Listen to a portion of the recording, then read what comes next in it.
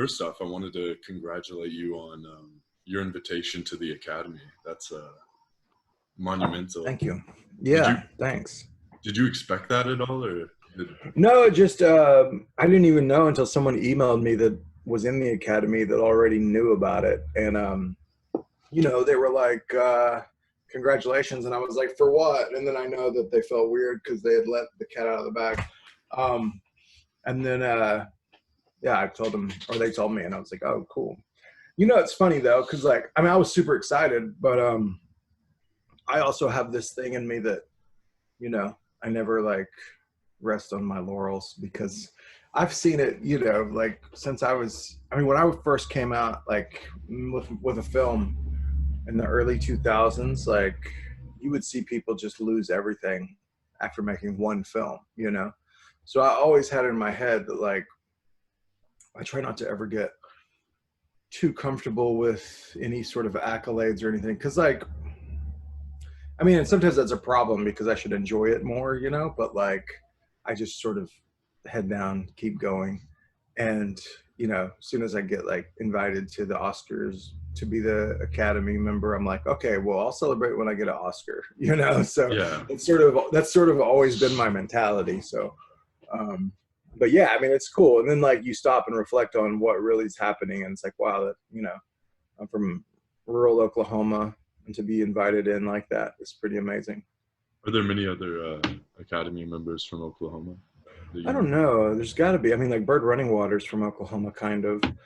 I'm not sure who else. Maybe, I wonder if Clu Gulager. He's from my hometown, Clu Gulager. I wonder if really? he's I wonder if he's a Academy member. There's got to be a couple. I know there's like Jeannie Triplehorn's probably one. You know, she's from here. So yeah, and then Ron Howard's from Oklahoma, right? Wasn't he born here or something? Brad Pitt was born here. Yeah. Does Gary Busey, is he in the Academy? Gary Busey's probably on it. You know. Yeah. I mean, he was nominated, so he definitely is. Yeah. Or he might have won. Did he win? I don't know. I don't know if he's won one, but and then last year your friend Taika Waititi, he won an Oscar for Best Adapted Screenplay, and he gave that great speech. So totally, yeah, it's pretty amazing. Yeah, it's been cool seeing Taika's career kind of take off, and now our careers are sort of coming together a bit. You know, we've always just been friends, but. Talk a little bit about Reservation Dogs and how that came together. You're the showrunner and lead writer on the series, executive producer, and then Taika has come on. So yeah. I mean, like it really just originated with me and Taika hanging out in his backyard. He, you know, we've just been friends for a long time, and we'd never really, I guess, crossed the line of, you know, being of friendship. You know, we just kept it friends, which was fine. You know, like it was kind of a mutual respect, and just kind of place where, you know, the Oscar nominated Taika Waititi has friends that don't have to talk to him about movies, you know, and vice versa. So you know, I think we connected on a lot of other levels. And but one day we were hanging out in his backyard in LA, and he had mentioned that he had this first look deal with FX. We should do something. And we just started spitballing right there. And we you know, a lot of times we had similar scripts. Like I had a script that I was writing about a native kid in rural Oklahoma who was obsessed with Michael Jackson and permed his hair to look like him, and wore the jacket, and his grandma made him a sequins glove. And that was me. Like I literally had all of that. Like I love Thriller, you know. I think Thriller might be why I got into film, because of the behind the scenes of making of Thriller, you know. Maybe I should put a hat on.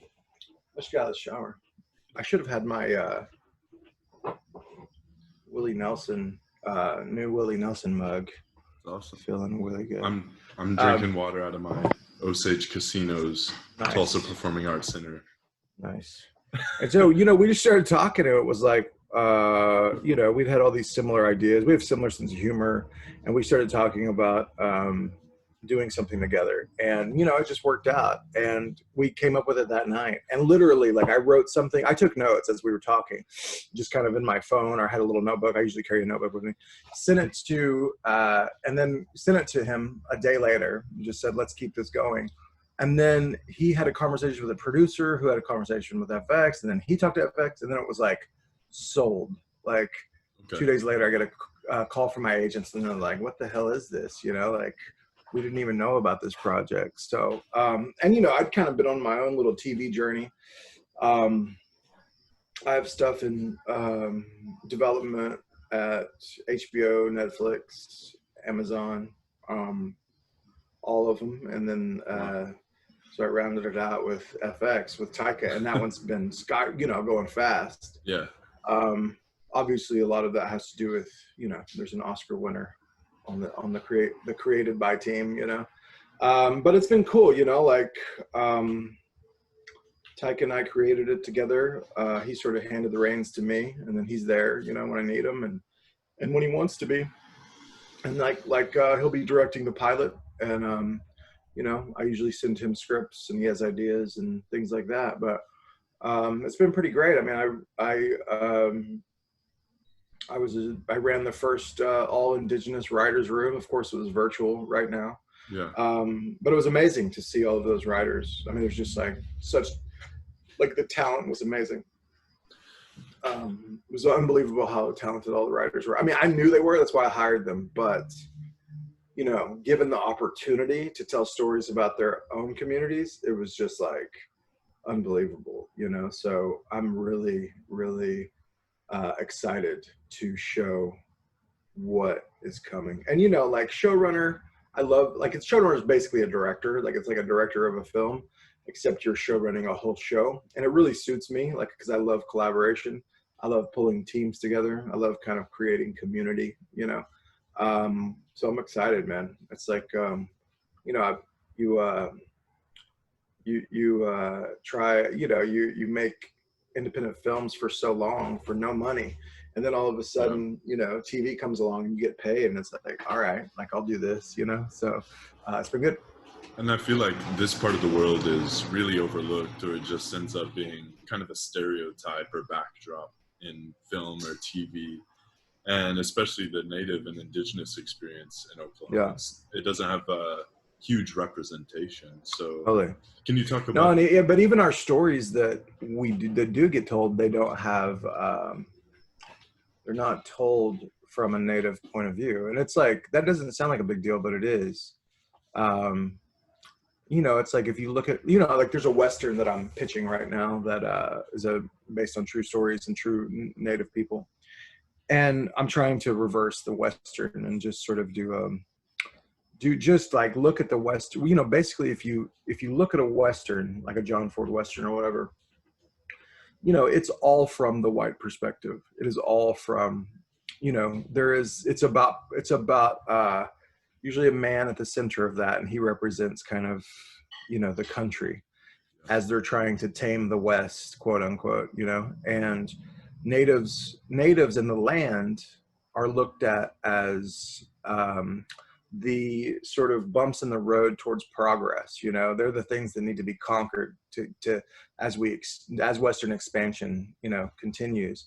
And you know, natives are also the other. We're the zombies, you know, we're the zombies of the Westerns, you know, like, we're faceless. We come in, we're there to be killed.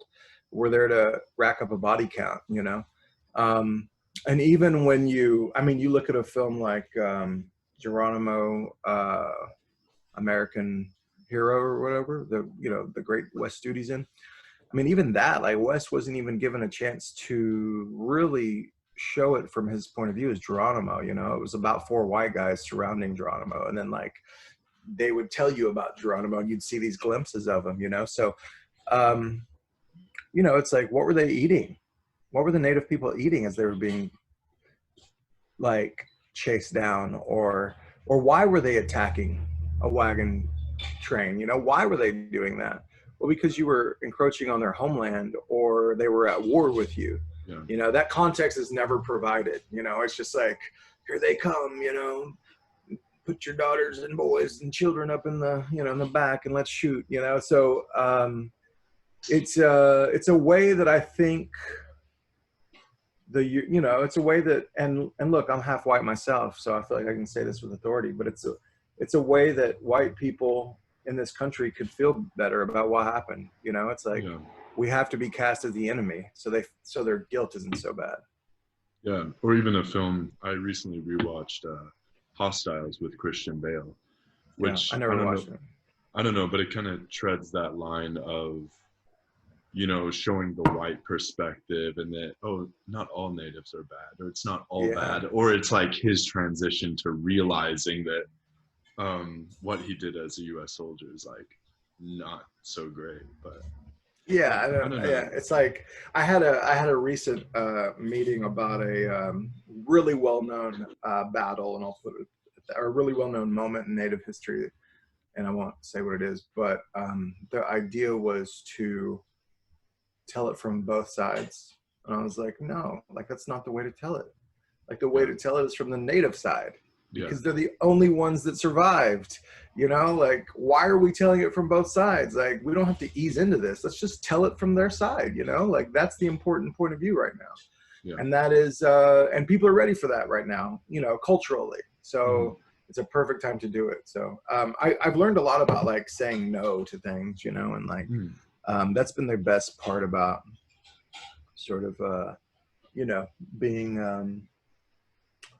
in the position that I'm in. You know, it's been a crazy couple of years. And what about with Reservation Dogs telling a more, or your former films, telling like the contemporary Native story? Because so much of the history of Natives on film and TV is, it shows that historic perspective as skewed and stereotyped as it is, but I think it's really important to tell those contemporary stories and show like Natives are still here. So. Totally. And I try to do both, you know, like I've mostly been concerned with contemporary stories, you know, but now I'm also going back, and now that I have like you know, like I can get a meet, like people are trying to, you know, it's like, and I'm not trying to brag, it's just like, you know, where I was like knocking on doors a couple years ago, begging for a meeting, like people are asking me for meetings now, you know, companies and stuff. So now that I'm in that position, I am shifting towards also telling historical stories, because like, you know, the budget's behind me now to possibly to tell it in the right way, you know. But I've always focused on contemporary life, and you know, Reservation Dogs is like, no one's ever seen it. And it's so normal to us. Like if you were to see, if you were to hear, you know, if you were to see it, like you'd be like, oh yeah, this could totally happen in Oklahoma right now. But no one has ever seen it before on TV, you know? And it's so, it's almost like funny how normal it is. Like, it's like, oh, kids in rural Oklahoma living in an Indian housing project, kind of trying to figure out their identity, cultural identity, as like, are we gangsters? Are we bad guys? Are we good guys? Like, what do we do? Like, it's so boring, you know? Well, we create our own fun and we create our own danger because we know it's not necessarily really there. So we have these like made up worlds together, you know? I mean, like, that's what I did, you know, that's what a lot of people do in rural Oklahoma. You pretend, you know, like I floated around Holdenville, Oklahoma, like I was in Stand By Me or like the Goonies, you know. It was just like, what mischief can we get into, you know? And how do we shake life up a bit? And I still feel like I am like that, you know. And like, you can ask anyone I worked with, like I'm always like singing insane songs, or like you know, like I can't sit still. It's always like, let's get a guitar out and let's run around, like let's do something else other than sit and look at a computer screen, you know. And I just feel like that's what this story's about, and that's what kids are doing all over the state right now, you know, in Native communities. So but for me, that's been the crazy thing. It's like, you know, there's a perception that we have as Native people, and that's what we did in the 1491s, is we tried to fight that perception. And I think that you know, when you look at the historical sort of, or whatever, the perception of Native people, you know, we have a couple versions of who we are, which is like, you know, let's look at Native men. Like there's this stoicism that we you know, there's a pressure to carry this, like, oh no, Native men are strong, you know, but that's not who we are. Like, we're funny, we joke, we tease. Like, I mean, there's so much humor in Native communities, you know, and like, I think the pressure to be this certain way was because white America needed us to be that way. They needed us to be this noble humans, you know, what noble savage, because they killed us, and then they took land, and you know, I mean, like, and then they needed us to be like that as something that kind of reminded them of the past, you know, like we did all this bad stuff, but they're still here, and look how magnificent they are, you know. And it's like, I think that we fell into that as Native people because we knew it was a way of survival and making money, you know. And we had to perpetuate that lie. And then all of a sudden we have young generations now of people that don't know it was a lie, and they just feel this pressure of how do you get back to the past, or how do I live up to that? You can't ever live up to that, right? And then you have like these communities that have like insane suicide numbers or insane addiction numbers or all this hopelessness. And it's like, I think that we, you know, because they have a false sort of identity that they're chasing. And, you know, with the 1491s, like, all we wanted to do was make people laugh and show people that we have humor, you know, and like give young people a place to go laugh because they didn't have a place to go laugh. And so we put it online for free. And I saw that make a difference, you know, like people cannot, like, whatever, like maybe the 1491s isn't, you know, it's not the most famous thing in the world. Like, we wrote a play. That's kind of the biggest thing that we did. We're in talks with some new stuff now, but it wasn't like viral, like, you know, a cat making faces in a mirror or something, but like, it got pretty big, and we traveled all over, and we saw a difference. I mean, we saw that make a difference. So I don't know what the original question was, but contemporary, maybe we're talking about contemporary. Yeah, just that. Oh, and so showing like these reservation dogs, showing like this contemporary life, like it just washes that away. It's like, I'm not even addressing this stuff. Like, I don't need to talk about, like, you know, there's a lot of movies that you'll see come out that still try to have one foot in that old way of like being as a Native person. But there's so much literature coming out now. There's so much art. There's so much film that I think a lot of that's kind of, you know, it's a thing of the past. And I'm excited for what's coming. Yeah, it's showing that Native communities are unique, but they're unique but also American, that they're existing and living and working, functioning like everyone else, but they also have this part that is connected to the past, that is ancestral or ceremonial. So I'm personally really excited to see something like this on TV. So, yeah, for sure. And last night I just watched your most recent documentary, Love and Fury. That was great. So that premiered virtually and had a run at the Dead Center Film Festival. Well, it first premiered, its world premiere was at the Hot Docs International Film Festival in Toronto. And then after that, it was the Oklahoma premiere at Dead Center. It's going to go on to Imaginative and a couple of other film festivals. But, you know, it's a weird time for film festivals because, so, you know, I've said no to a lot of festivals because there has to be like another reason for it, because or not, you know, it's pretty much you're just putting it out there for free. And, you know, it's like, I can make money on this and someone could buy it for Netflix or something, like, you know. So it's weird trying to balance, like, how much do you show the film or not, you know? I think something that this documentary did is also showing that sort of a unique perspective of contemporary Native life in these artists. And I like how you sort of just turn the camera on them, you let them speak for yourself, and they really have their own voice. But going into this project, was there something that you wanted to convey or present, or is there a message sort of underneath the surface in the way you've edited this together?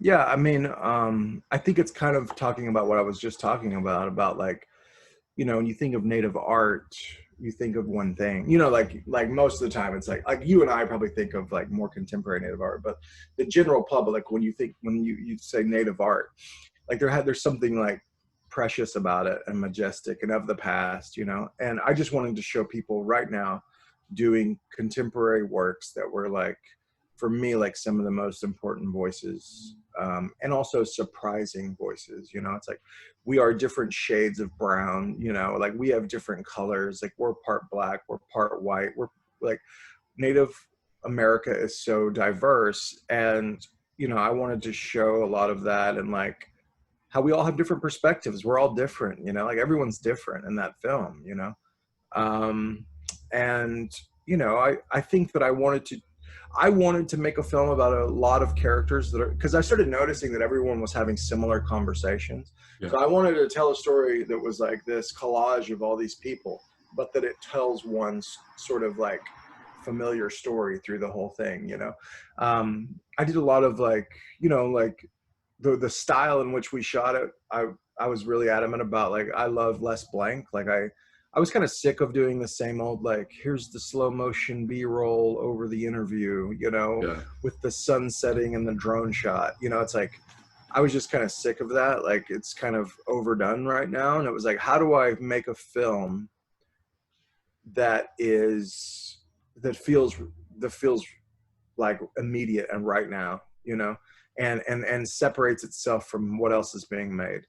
And the way to do that was I go back, you know, like I went back to sort of the 70s with Les Blank and these filmmakers that didn't have all of these habits of filmmaking yet. They were just documenting stuff, you know, and you know, like the crew, I'd have us all watch like Les Blank documentaries about Lightnin' Hopkins or whatever, or Poem as a Naked Person about Leon Russell. And, you know, they would zoom a lot. Like if something was happening, you could slow zoom into the character or fast zoom, whatever. But it was like a way to kind of have coverage that way.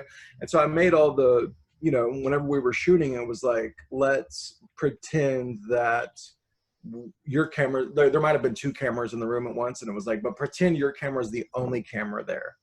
And if you don't get it, no one will. Because I think a lot of times you just like get lazy because like the other camera's also shooting it, so you're like, oh, I can move over here. Well, like, no, like really just keep filming this.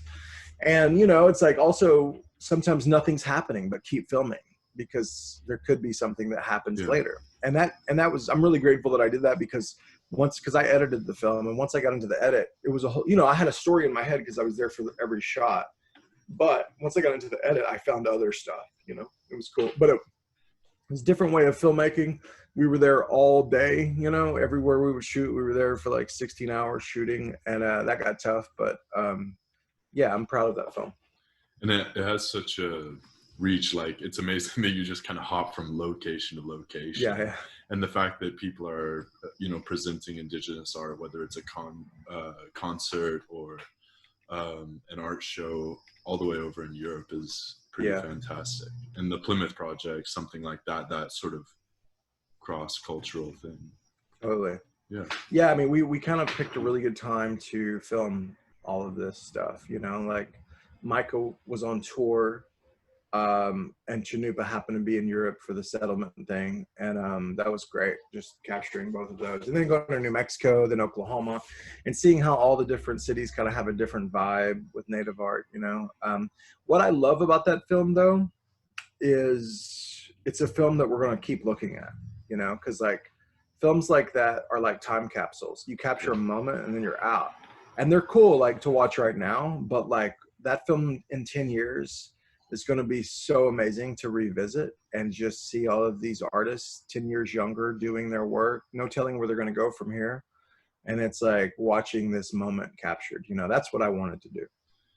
Well, even it hasn't, I mean, the film hasn't even been officially released yet, but watching it during this pandemic period where I'm kind of still quarantined, like trapped in my room, it's strange to see people at Noise Fest, see Joy, Tommy Orange, and Brandon Hobson at Living Arts at a book event. Yeah. Just to watch people functioning in the world, it feels like so much has changed since then. And it's only been a few months. Strange. Like, yeah, that film is like the anti-quarantine. You know, it's big shows, everybody, you know, like there's big like demonstrations and stuff, and it's crazy. So what was that? Yeah. What are some of the differences between writing for TV or writing a feature you know, you were talking about sort of the stylistic decisions you made in this documentary. For you, is there a big change in your process, whether you're thinking about a series No. or? I mean, there is, because you're thinking bigger, which is cool. Like, you get to think outside of the feature film box, you know, and you're like, this story gets to keep going, you know, so you kind of can take things slower. But the process is very the same, because TV is becoming more like film, right? Like the way that we ingest it and the way that it's laid out in front of you is more like, it's more cinematic. So for me, it's very similar. You know, I just have to think about, like, you know, there's a trick to writing a pilot, right? Like, you want to give enough of what's going to be in the whole series, but then you want people to want more at the end, you know? Right. So there is a trick to that. There's certain things that you have to do. But for the most part, it's been great. Like, I'm almost more suited for this, you know, like, the collaborative part of it, a story that keeps going, you know? So for me, it's been really, really good. And all of your stories have been really centered in Oklahoma so far. Can you talk about filmmaking in Oklahoma a little bit, and what that's been like for you, and where do you see it heading? You know? Yeah, I mean, for me, it's been, you know, that's been my whole thing. You know, you can ask anyone that I meet from all over the country. They're just like, oh, there's Sterlin talking about Oklahoma again, you know. I just have this sort of magical, I just sort of have a magical sort of view of this state. Like, I grew up, like I say, in Holdenville, Oklahoma. And to me, it was this magical place. And I had a huge family, and they were the best storytellers. And my grandma's house was always like, there was always superstition. There was always something outside. There was always something in the woods. There was always something lurking. There was always like some sort of magical element to all of it. And we treated that as matter of fact. We treated that as truth. And it wasn't a big deal. And that's the world I existed in. And I think that it really influenced me as far as, like, you know, I idealize this place, and I have this world that I've created in my head, and it might not be truthful, you know, like, it might be kind of false. But I don't care. Like, that's my job, is to keep recreating that. Well, so yeah. What was I talking about?